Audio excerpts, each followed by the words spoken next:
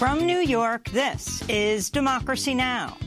If we don't get what we want, one way or the other, whether it's through you, through a military, through anything you want to call, I will shut down the government. Okay, absolutely. And I am proud, and I'll tell you what, I am proud to shut down the government for border security, Chuck.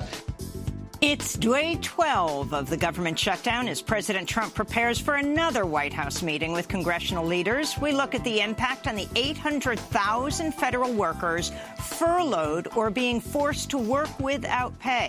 One of the country's largest unions, representing federal government workers, is suing the Trump administration over the shutdown. We'll speak with the lead attorney in the lawsuit and David Borer, general counsel for the American Federation of Government Employees. Then to Brazil, where former far-right Army Captain Jair Bolsonaro has been sworn in as president of the world's fourth largest democracy. We are going to restore order in this country. We are aware of this awesome responsibility and the challenges that we will face. We know where we want to go and the potential that Brazil has. Fernando Haddad, the Workers' Party candidate who ran against Bolsonaro for president. Bolsonaro, his whole life, has been uplifting not only the dictatorship itself, but also the methods that the dictatorship used to stay in power, including torture. Is Brazil's young democracy at risk? All that and more coming up. Welcome to Democracy Now!, democracynow.org, The War and Peace Report. I'm Amy Goodman. In Brazil, the far-right former Army Captain Jair Bolsonaro was sworn in as Brazil's 42nd president on New Year's Day, declaring liberation from socialism and promising to restore law and order to Brazilian society. It's also urgent that we put an end to this ideology of defending the criminals and criminalizing the police. This has brought about an increase in violence in Brazil and in the power of organized crime, taking the lives of those who are innocent, destroying families, and bringing insecurity everywhere. We are going to restore order in this country. We are aware of this awesome responsibility and the challenges that we will face. We know where we want to go and the potential that Brazil has. Many fear Brazil's young democracy is now at risk. For years, Bolsonaro has praised Brazil's former military dictatorship while speaking in favor of torture and threatening to destroy, imprison, or banish his political opponents. Later in the broadcast, we'll air our interview with Fernando Haddad, the Workers' Party candidate who lost in the runoff election against Bolsonaro last October. The partial government shutdown enters its 12th day today as President Trump prepares to meet with congressional leaders just a day before Democrats take control of the House. President Trump's insisted on including $5 billion for border wall funding before he'll agree to sign any spending measure. 800,000 government workers' lives have been thrown into disarray by the shutdown, with 380,000 workers furloughed and another 420,000 forced to work without pay since the House and Senate failed to pass an end-of-year spending bill on December 22nd. After headlines, we'll speak with lawyers for the federal workers union that's suing the Trump administration, saying it's illegal to make federal workers work without pay. U.S. border agents tear gas migrants at the U.S.-Mexico border early Tuesday. The attack occurred in the same area as the tear gassing in November at the border between Tijuana and San Diego. The tear gas reportedly affected women and children who are amidst the group of targeted migrants. Meanwhile, President Trump addressed the deaths of 2 migrant children in U.S. custody Saturday. In a tweet, he blamed Democrats for their deaths, saying, quote, "Any deaths of children or others at the border was strictly the fault of the Democrats and their pathetic immigration policies that allow people to make the long trek thinking they can enter our country illegally. They can't. If we had a wall, they wouldn't even try," the president tweeted. In Texas, immigrant rights activists shut down the entrance to the Tornillo tent camp on New Year's Eve, where several thousand immigrant youth are being detained. The activists have been organizing daily actions for the past 2 weeks under the banner of Christmas in Tornillo. So my name is Denise Benavides. I am a Dallas County community organizer, and we are here at the Tornillo Port of Entry in front of a concentration camp for Central American minors who are teenagers between the ages of 12 and 17. This is the only way we're going to shut this place down, is with resistance, is with action, is with our voices, is with the stories that we hear. We're tired of this. This should not be happening in America. We are the most incarcerated country in the world, and it's sad that we celebrate freedom. The Tornillo facility has come under fire from immigrant and human rights activists, Democratic lawmakers, and health professionals.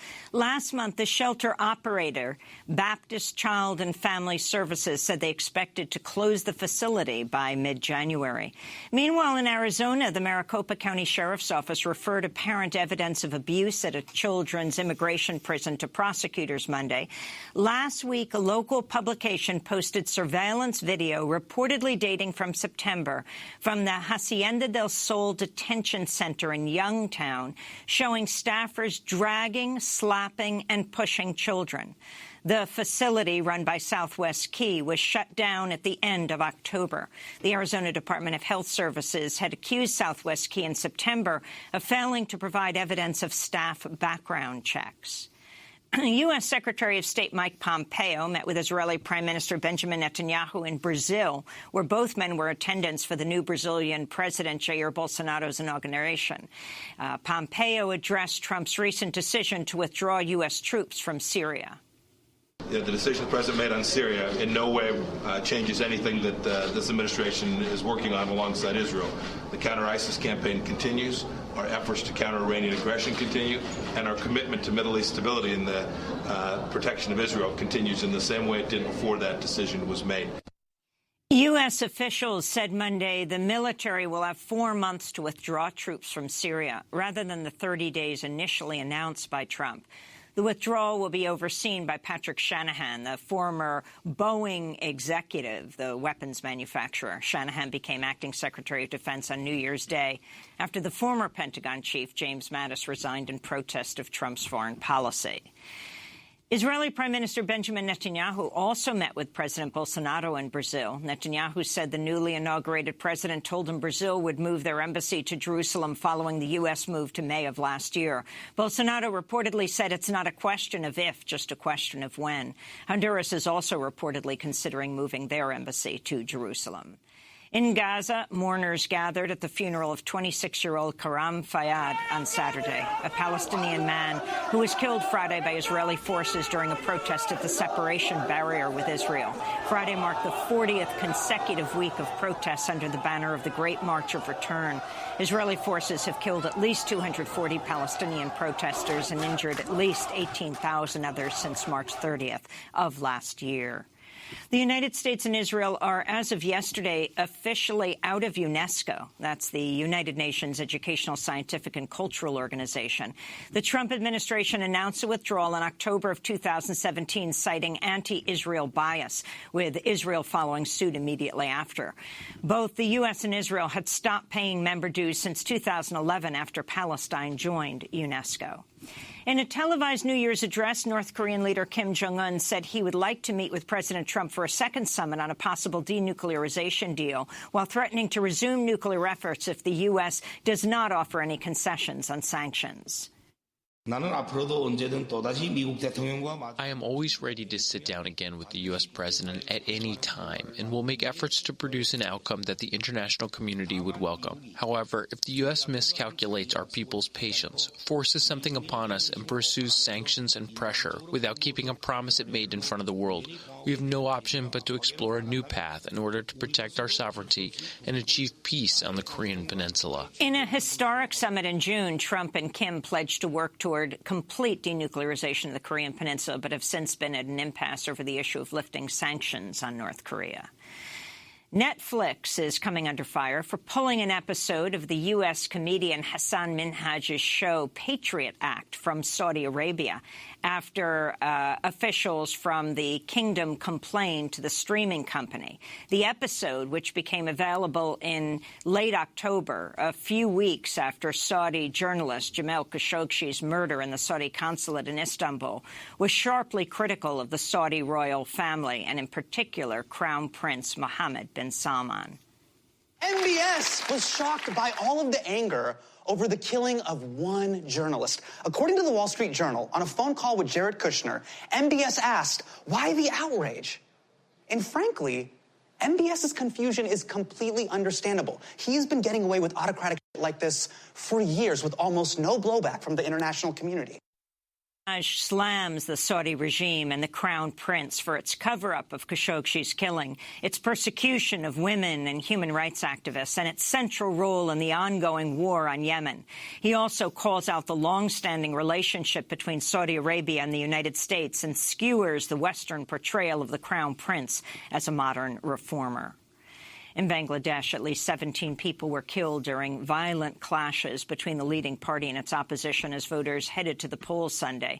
The ruling Awami League party swept the parliamentary elections, ensuring a third term for the Prime Minister, Sheikh Hasina.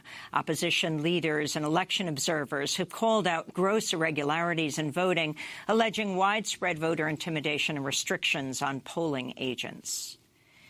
In the Philippines, flash floods and landslides killed at least 85 people since Saturday when a tropical depression dumped torrential rain onto the Philippines. Search and rescue teams are looking for survivors. Meanwhile, a landslide in Indonesia's West Java province killed at least 15 people on New Year's Eve, with scores still missing. This came just over a week after a devastating tsunami provoked by the eruption of the Krakatoa volcano killed at least 430 Indonesians.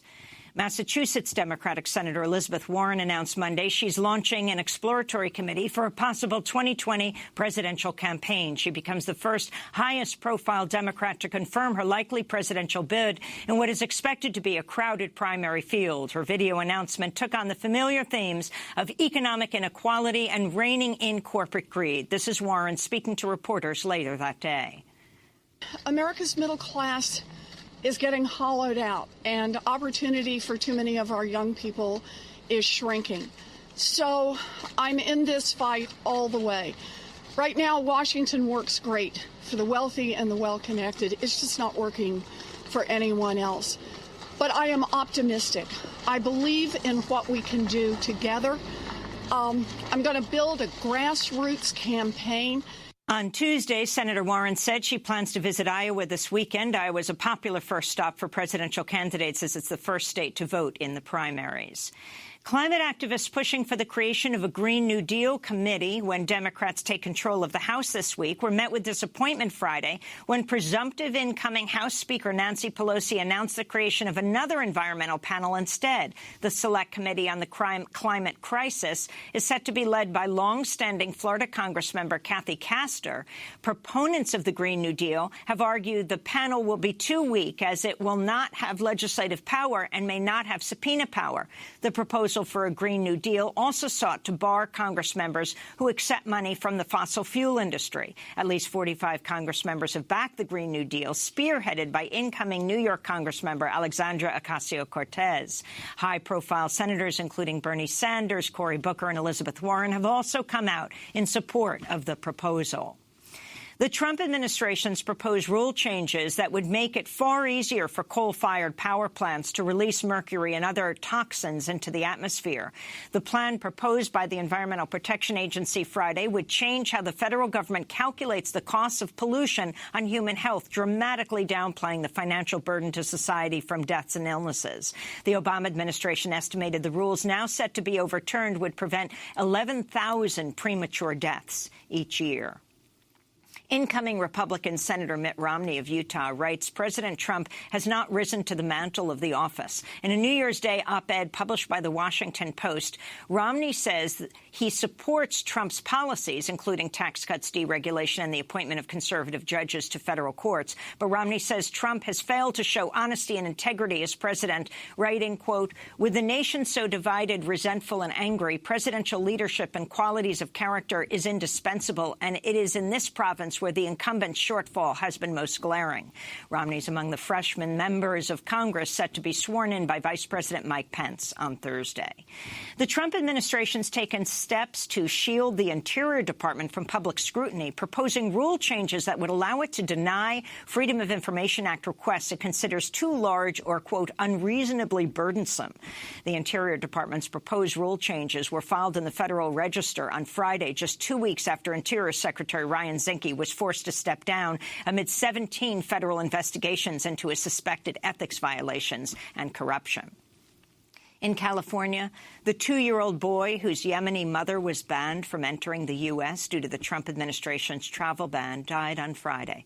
Abdullah Hassan, who was an American citizen, had a rare brain disorder and was being treated in the U.S., but his mother, Shaima Swila, had to sue in order to get a waiver to travel because she was from Yemen, one of the 5 majority Muslim countries whose citizens are barred from entering the U.S.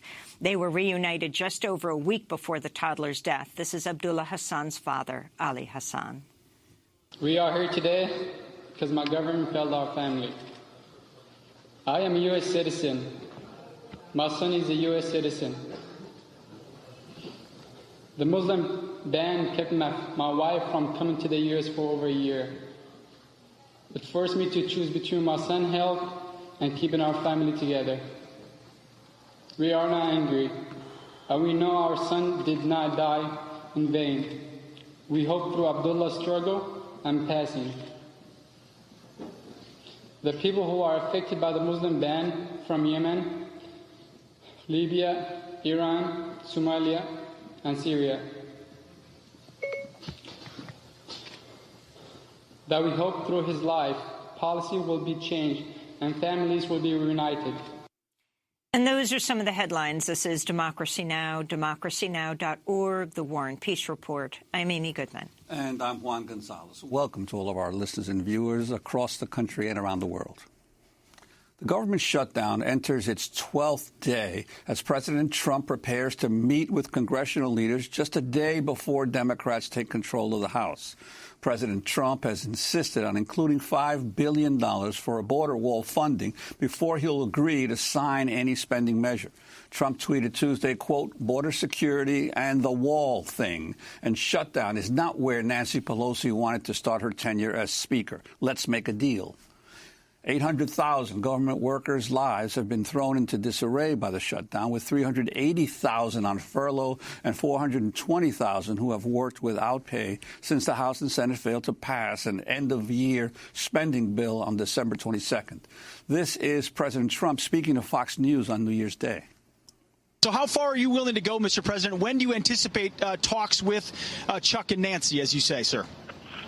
Well, I assume when they get back. I'm in Washington. I'm ready, willing, and able. I'm in the White House. I'm ready to go. They can come over right now. They could have come over any time. I spent Christmas in the White House. I spent New Year's Eve now in the White House. And, I'm here. I'm ready to go. It's very important. A lot of people are looking to get their paycheck. And so I'm ready to go anytime they want. No, we are not giving up. We have to have border security. And the wall is a big part of border security, the biggest part. This comes as Trump has issued an executive order freezing federal workers' pay, eliminating a 2.1% pay raise that was set to kick in January. Well, we turn now to look at a federal workers union that's suing the Trump administration over the shutdown. The American Federation of Government Employees, or AFGE, says it's illegal for federal workers to be forced to work without pay. In Washington, D.C., we're joined by two guests. David Borer is general counsel at the American Federation of Government Employees, and Heidi Barakowitz is the lead attorney in a lawsuit suing the federal government on behalf of members of AFGE and federal employees being forced to work without pay during the partial government shutdown. She's a partner at the law firm Calajarvi, Chusey, Newman, and Fitch. We welcome you both to Democracy Now! David Borer, let's begin with you. I spent a lot of time in airports this weekend. And I talked to a lot of TSA agents. They're all being forced to work without pay. Can you explain how this is legal in any way? Well, good morning, Amy. That's right. We represent 42,000 TSA workers. And, yes, they're being forced to work without pay. They've been designated as essential employees, and there is no pay for them or other the furloughed employees because of the lapse in appropriations when the spending authority ran out before the holidays. So, yes, they're being forced to work without pay. 400,000 federal employees coming to work every day in essential services like TSA, like the Bureau of Prisons, like food inspectors and so forth, and yet no promise even that they will ever be paid for this. Well, Heidi Barakowitz, this is not the first time this has happened. Can you talk about the lawsuit that was previously filed on this issue? I think it was back in 2013, and how far that got along the way in terms of legally deciding the government's power in regard to these shutdowns? Yes, good morning. The lawsuit that we filed just a few days ago alleges that the government's violating the Fair Labor Standards Act. It's a Depression-era law that sets the basic floor and minimum for worker protections in this country. It applies to all employers, including the United States of America. In 2013, after the government shut down in October 2013, we filed a similar lawsuit, also alleging a violation of the FLSA. In response to the government's motion to dismiss, the judge determined that, in fact, the government had violated the FLSA. The only issue left in the case was whether or not the government was liable for liquidated damages. The court subsequently ruled that the government had not acted in good faith when it required all of these essential workers to go to work and not get paid on their regularly scheduled payday during the shutdown. And that's exactly what's happening again now. We're going to go to a break and then come back to this discussion with Heidi Barakowitz, lead attorney in a lawsuit against the federal government on behalf of the workers, and David Borer, the general counsel for AFGE, that's the American Federation of Government Employees. About 800,000 workers are being forced to work without pay or are furloughed right now. Those that are furloughed will not be paid for this time. This is Democracy Now! Back in a minute.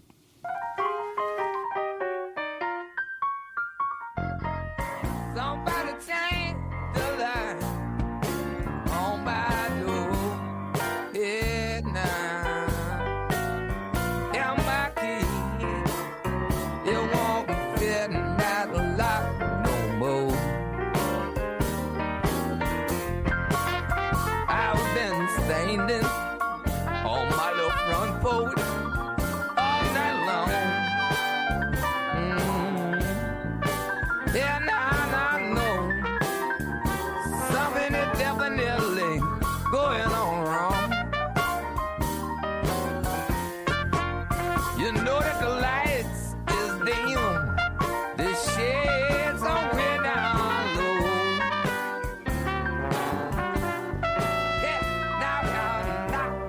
knock until my fist got so pleasant.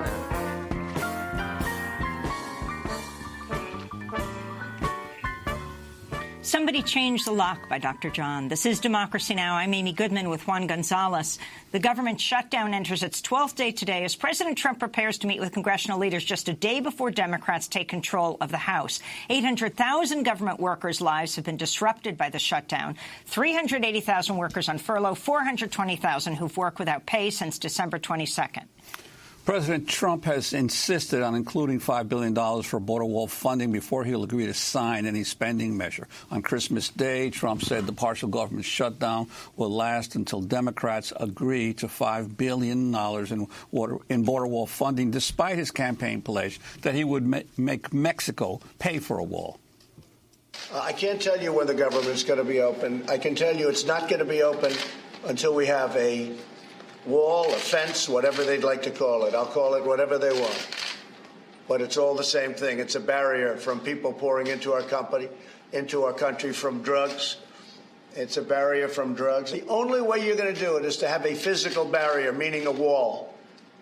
And if you don't have that, then we're just not opening. In Washington, D.C., still with us, David Borer, General Counsel of the American Federation of Government Employees, and Heidi Barakowitz, lead attorney in a lawsuit suing the federal government on behalf of federal workers.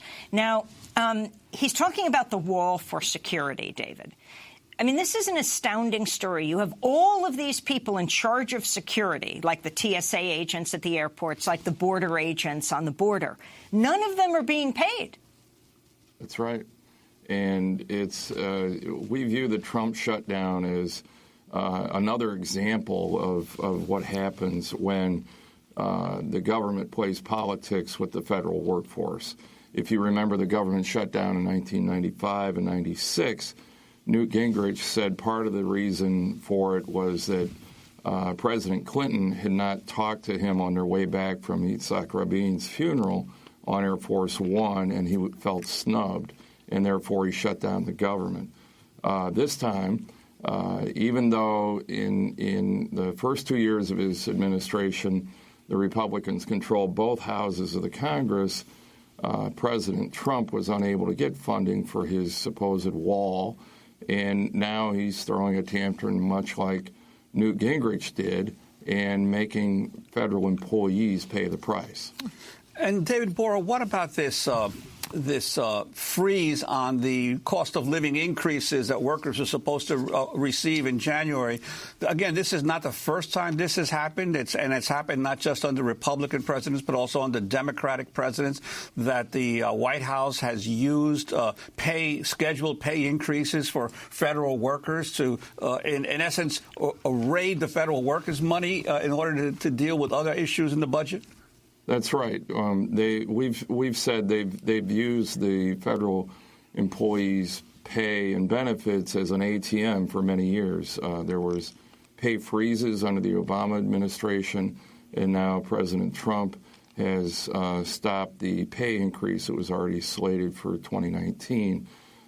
We still have broad support in the Congress for that pay increase, so we're hopeful and we're working every day to revive that in the new Congress. But, yes, it's part of a pattern where the politicians try to balance their books on the backs of federal workers. Heidi Barakowitz, can you talk about the working people who are not being paid right now, from the airports, the busiest time, the holiday time, to the prisons? Yes. The named plaintiffs in the lawsuit both work for the Federal Bureau of Prisons. They have extremely dangerous jobs. Over the last 2 years, the Federal Bureau of Prisons has become incredibly understaffed, critically understaffed. So these people who are working dangerous jobs are also having to work excessive amounts of overtime. And they're having to do it, and they don't know when the shutdown's going to end, when they're going to get their next paycheck. I can't imagine what it's like to walk into a federal prison and not know if today's the day something bad's going to happen, and also be worried about how I'm going to pay my mortgage, when I'm going to get my next paycheck, how I'm going to buy groceries for my kids. It's not just the Federal Bureau of Prisons. As David said, it's TSA workers during the busiest time of the year in the airports, federal law enforcement, federal firefighters, all of the people who we think of as first responders.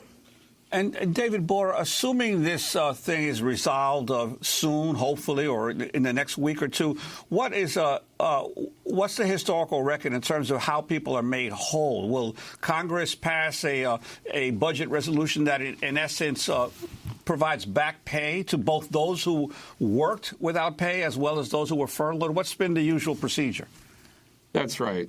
We will work closely with our key members of Congress, and in past shutdowns, they've adopted, along with the resolution to reopen the government, funding for back pay for both those who are working without pay and for those who are furloughed through no fault of their own and sitting home with no prospect of their next paycheck. So talk about who essential workers are and how it's decided who is forced to pay. And Heidi, I wanted to ask you about overtime. Are workers who are not being paid right now also being forced to work overtime?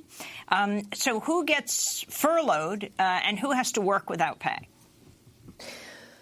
Well, the employees who are determined to be essential are literally just that. They are the essential people that are needed to keep our country functioning, to keep the rest of us safe. As I mentioned before, the people that run the Federal Bureau of Prisons, there's approximately 120 federal prisons around the country, TSA, federal law enforcement. And so these people are absolutely working during the shutdown without pay. And they are required to work overtime. One of the named plaintiffs in the case went into work at 4 p.m. on New Year's Eve, expecting to get off at 12 a.m. Because of the understaffing, he was mandatoried and had to stay until 8 a.m. the next morning. That's happening routinely, and all of these employees are not getting paid for it while they're doing this work. And, of course, when you have understaffed prisons, you have less safe prisons for the prisoners as well. Absolutely.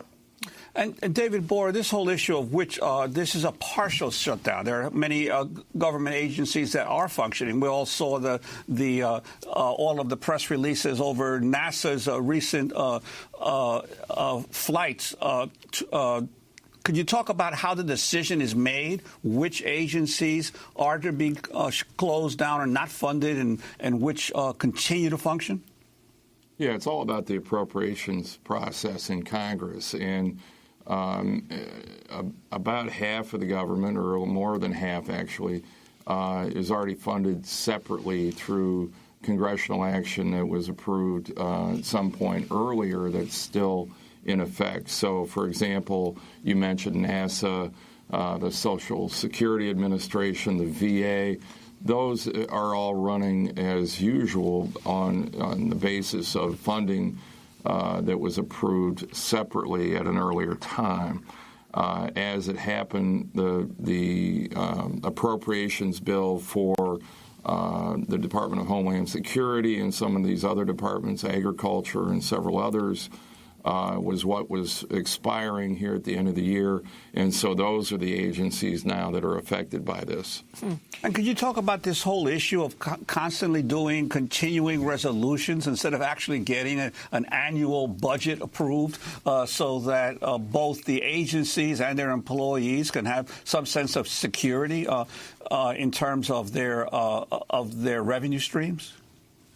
I wish I had the solution for that. Our politics are such that, getting an actual government-wide budget resolution passed and approved by the president has been virtually impossible for a long time. And so we've fallen into this sort of bad habit of operating the government on continuing resolutions. And that sets us up for each time the continuing resolution is about to expire, it's an invitation for the politicians to play games with their pet projects and jeopardize the incomes and livelihoods of our workers. I wanted to ask you about the impact of the shutdown on the national parks. The Washington Post reporting, quote, "The government shutdown has left America's national parks largely unsupervised. No one's at the gate. No one's collecting fee. The visitor centers are closed. There's some law enforcement emergency personnel on site, but certainly nothing as standard as a park ranger who can answer a question. People are streaming into the parks, enjoying the free access, but they're finding trash cans overflowing, restrooms locked, vault toilets are not serviced. There's hardly a flush toilet to be found anywhere. If nature calls, well, the woods are over that way," they quote. The Los Angeles Times reporting parts of Yosemite National Park, as people are just using the ground as toilet, have had to be closed for public safety reasons. Heidi Barakowitz, if you could talk more about this and other workers around the country that people might not think about. And then, although you're suing on behalf of federal workers like the prison workers, you've got the corollary effects. These are the private sector that serve the federal workers that usually go to work. Yes. Well, the federal employees that I represent, the federal workers that I know, they take great pride in their job, and no one is happy, whether it's the furloughed employees who are sitting at home, who are not able to take care of the national parks, or it's the people who are going to work because they're essential and doing a dangerous job. This is an example of dysfunction at its best.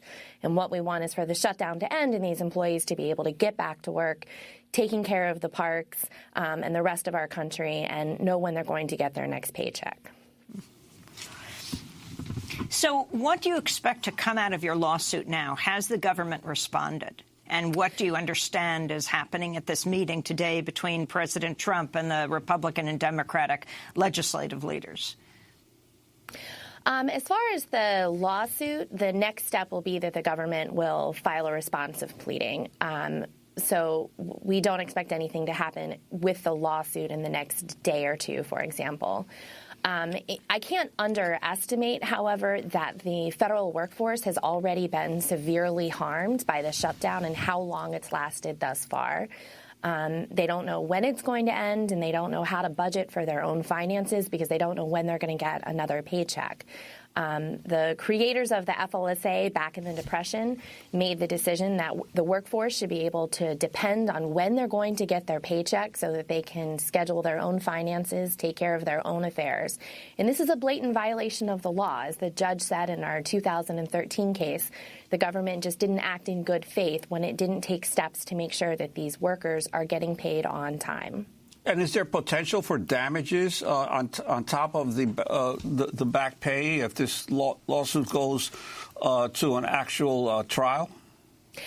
Absolutely. The FLSA provides for liquidated or double damages, and that's to compensate the employees for interest charges, late payment fees, and the stress that they're going through now of not getting their pay on time. David Borer, your final comment as we go out today and as Trump prepares for this meeting, blaming the Democrats, particularly Nancy Pelosi has dropped Charles Schumer from the blame at the moment, and going into this meeting now, though he said he would take the blame for this, of course, he's now putting the blame on others. Well, he's attempting to, but we view this as the Trump shutdown, and I think it's obvious to everybody. The last spending bill was approved overwhelmingly in the Congress with bipartisan support. I think it was unanimous in the Senate, and that's such a rare thing. We should take note of that. The only holdup at this point is President Trump, and too bad about his wall, but if he couldn't get it through the Republican Congress, he's not going to get it through the Democratic House, and it's time to let federal workers go back to work and pay them on time. David Borer, I want to thank you for being with us, General Counsel for AFGE. Heidi Berkowitz, the lead attorney in a lawsuit suing the federal government on behalf of AFGE members and federal employees being forced to work without pay. Thanks so much for being with us. This is Democracy Now! When we come back, Jair Bolsonaro has been sworn in as the next president of the world's fourth largest democracy, Brazil. We'll speak with the man who lost to him about what Brazil might look like. Stay with us. Enquanto os homens exercem seus podres poderes, motos e fuscas avançam sinais vermelhos e perdem os verdes. Somos uns boçais.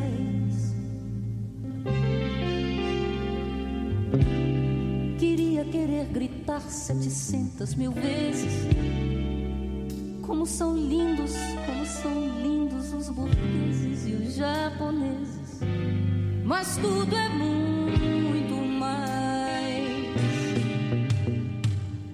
Será que nunca faremos se não confirmar a incompetência da América Católica? Rotten Powers by Leila Pinheiro. This is Democracy Now! I'm Amy Goodman with Juan Gonzalez. We turn now to Brazil, where far-right former Army captain Jair Bolsonaro was sworn in as president of the world's fourth largest democracy on New Year's Day. I state before everyone today, the day when people were liberated from socialism. This is our flag, and it will never again be red. Bolsonaro was sworn in as Brazil's 42nd president, marking the most radical political shift in the country since military rule ended more than 30 years ago.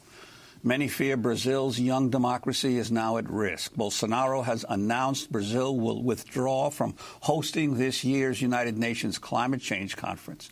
This comes as environmentalists fear he will speed catastrophic climate change by opening up vast swaths of the Amazon to agribusiness giants. Brazil's new foreign minister, Ernesto Araújo, has described climate change as a plot by cultural Marxists aiming to help China.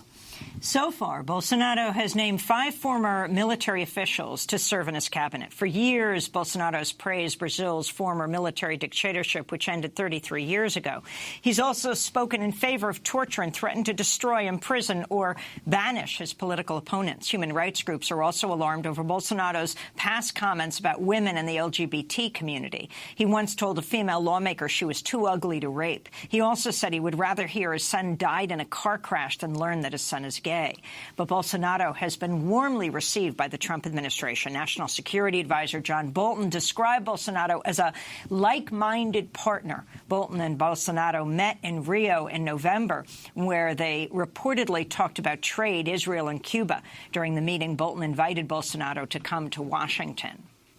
On the economic front, Jair Bolsonaro has tapped an economist who was taught at the University of Chicago to oversee his economic plan, which includes slashing pensions and the mass privatization of many state-run companies. The economist Paulo Guedes taught at the University of Chile during the reign of General Augusto Pinochet.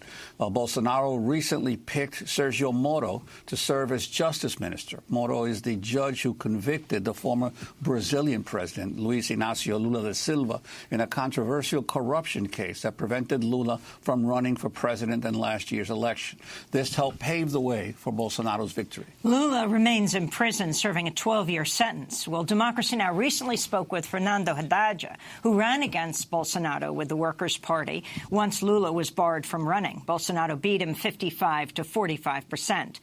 Haddad is Brazil's former Minister of Education, the former mayor of Sao Paulo, one of the largest cities in the world. I began by asking Fernando Haddad about the comparisons between Bolsonaro and Donald Trump.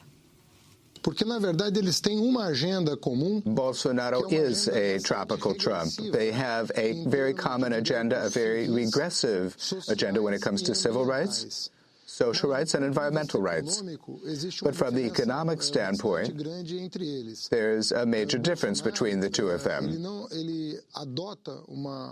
Bolsonaro is adopting a regressive policy as regards rights, but a neoliberal policy when it comes to economic policy. Paulo Guedes, who you mentioned, who's going to be his Minister of the Economy, was trained at the University of Chicago, and he maintains the belief, his belief in that sort of thinking, which was actually defeated by history, of total liberalization. You talked about the massive state assets, particularly oil, companies that are managed by the state today. Well, next year there's likely to be a savage privatization of those assets and an unbound struggle against workers' rights and social rights in Brazil. Gutting the public budget that protects the poorest of the poor and workers in relation to their employers. So from an economic standpoint, there is a difference that should be noted.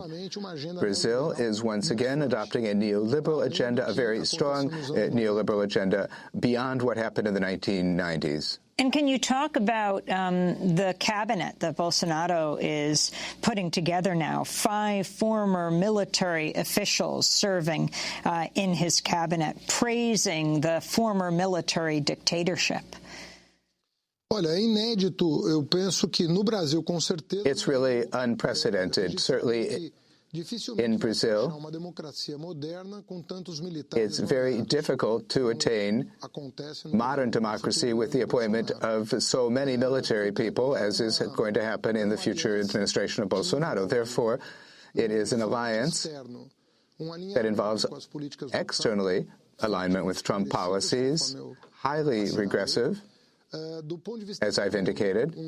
From the economic standpoint, radicalized version of neoliberalism, But I would also draw attention to Bolsonaro's appreciation of a fundamentalist agenda from the standpoint of customs. He is very close to neo-Pentecostalism, which in Brazil recently has been adopting positions hostile towards political minorities in Brazil, but even against majorities such as blacks and women. There are hostile messages in his discourse. And it would be very difficult for this to happen without strong military support. To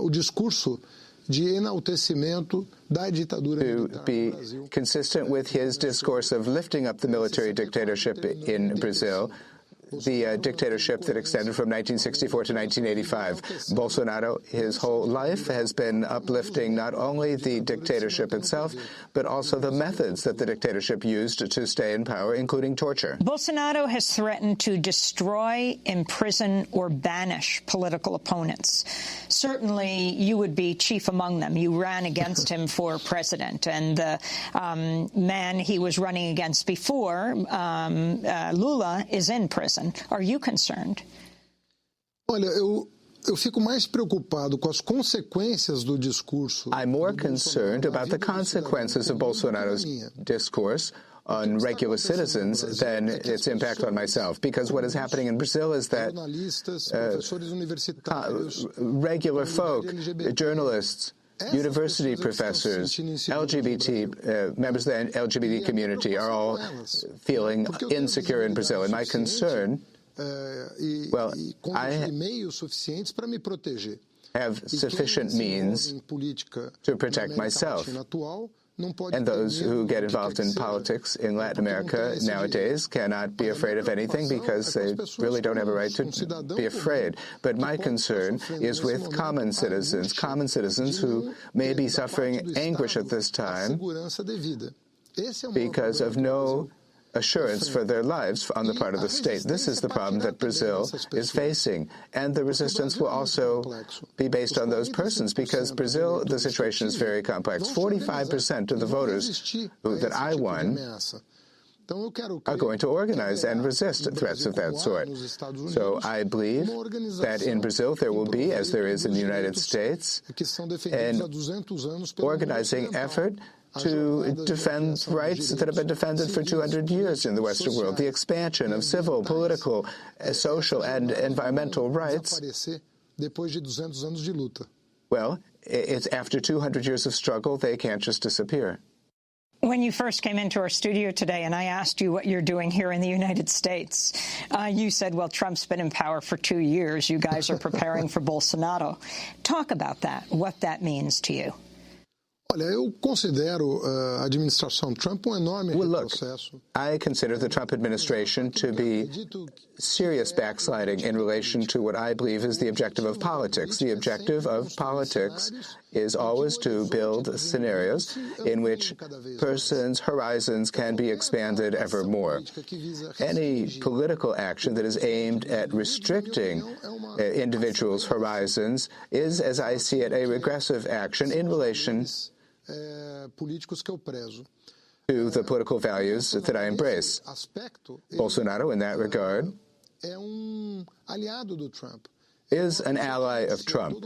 He is a person who is constantly announcing restrictions on rights, and I would include environmental rights in that.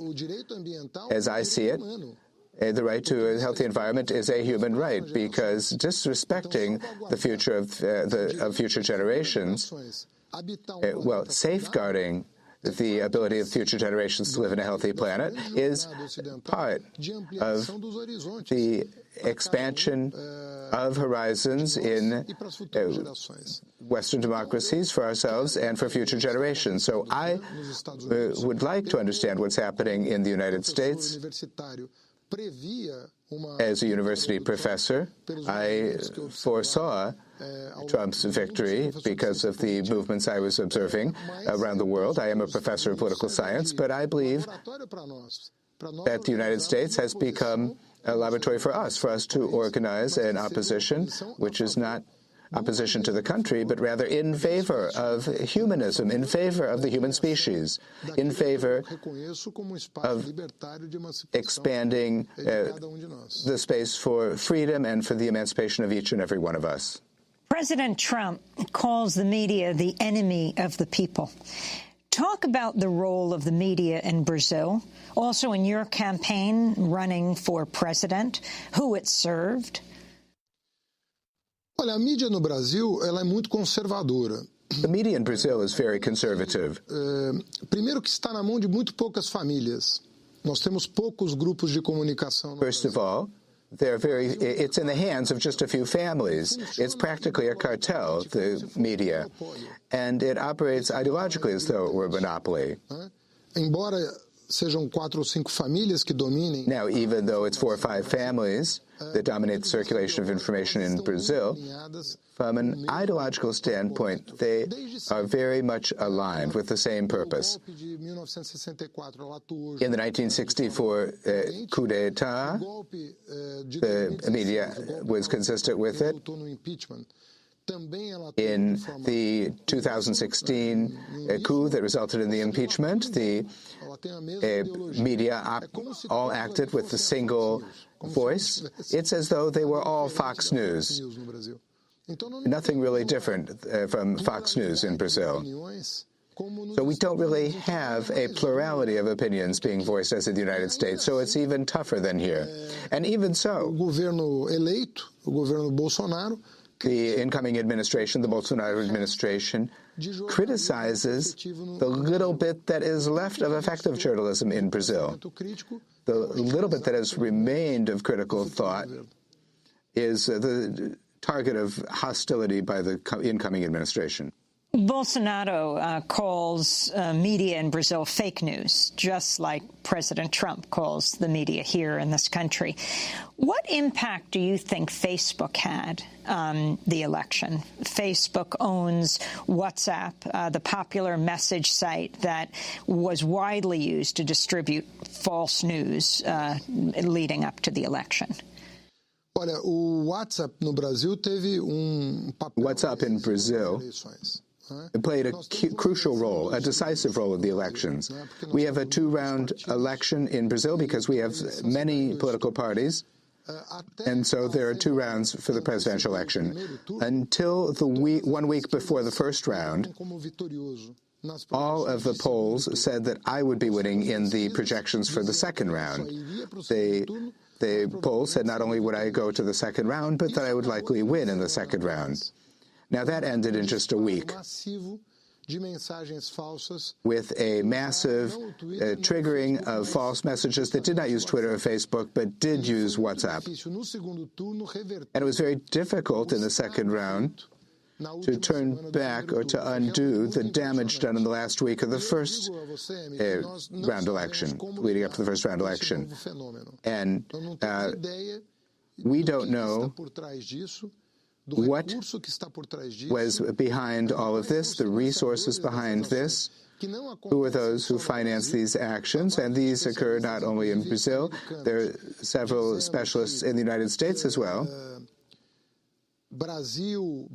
who have said that Brazil, Brexit, Trump, Salvini in Italy are all part of a single process that might now occur in Western Europe. There will be elections in Western Europe in the coming year, and issues such as climate, European Union, all of that is up for discussion, multilateralism. These are several issues that will be debated of the utmost importance. And for those who would like to see a plural world in which there is no hegemony of one power or another, but rather spaces for people to organize more freely and to act democratically as citizens, well, the dark actions of unknown groups is very worrisome. Groups which, based on money, operate in the social networks. Let's talk about Brazil's indigenous people. The Amazon is about the environment and also about the indigenous people of Brazil and the Amazon and beyond.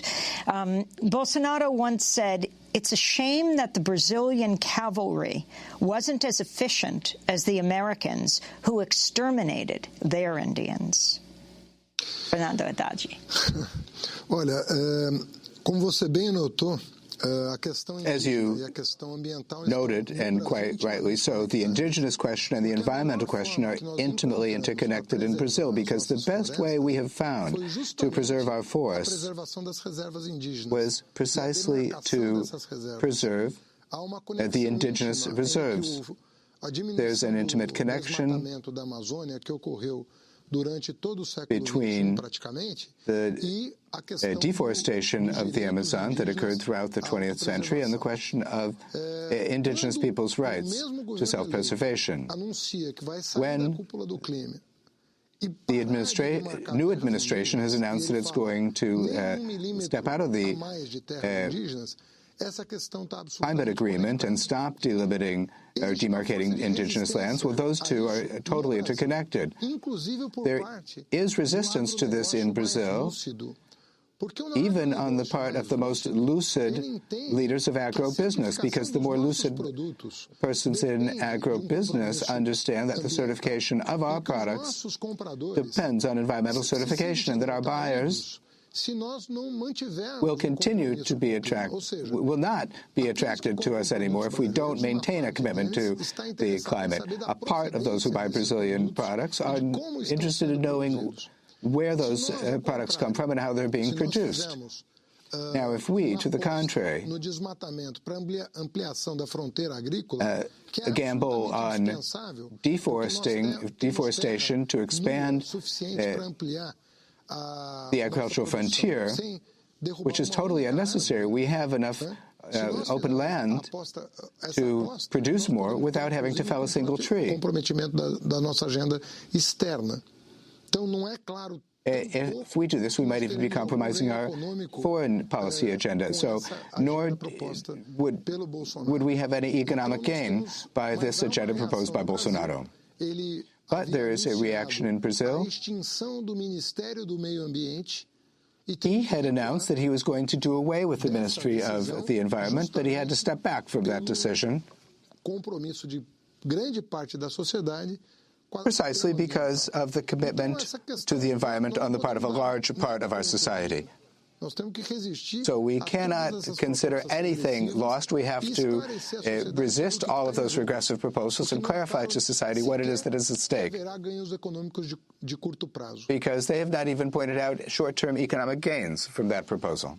Do you plan to run for president of Brazil again? I don't have personal plans. I always believed in collective projects and plans. I think that over time, the forces that I belong to will be able to figure out who can best represent us.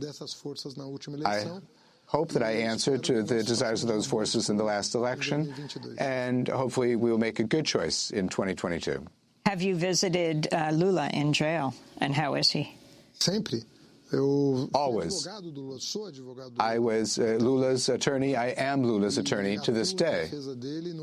And I act on his behalf in Brazil and outside of Brazil because I really believe that he was the target of an unfair trial. And I recognize that after the election, he felt the pressure of history, you could say, with the electoral outcome. But he has a great capacity for regeneration. It's not the first time he is in prison. He was imprisoned as a trade unionist in the 1980s. Late 1970s. He lost his wife to cancer, or he overcame a case of cancer. He was defeated 3 times before he was elected president. So his history is of strength and of being able to overcome. And I hope he overcomes the situation. Haddad, Former Brazilian presidential candidate of the Workers' Party, who lost to Jair Bolsonaro in a runoff election in October. President Bolsonaro was sworn into office on New Year's Day, declaring liberation from socialism. And that does it for our show. Democracy Now! Has an immediate job opening for a full-time social media manager here in New York. Resumes are being reviewed as received, so apply online today at democracynow.org.